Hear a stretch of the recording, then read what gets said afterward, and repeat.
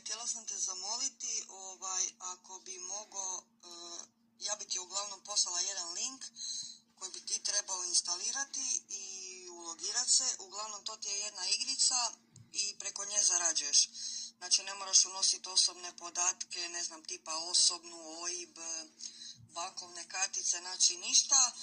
A bit igrice ti je ono da igraš igricu, ispunjavaš dnevne zadatke i pozivaš prijatelje i tako zarađuješ. Uglavnom ako budeš htjeo ti i dalje to nastaviti, Daniela Delhaiz.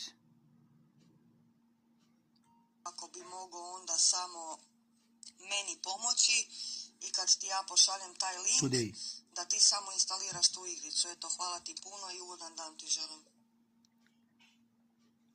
Pa da vidimo dalje ovako badice, da je vidimo profil.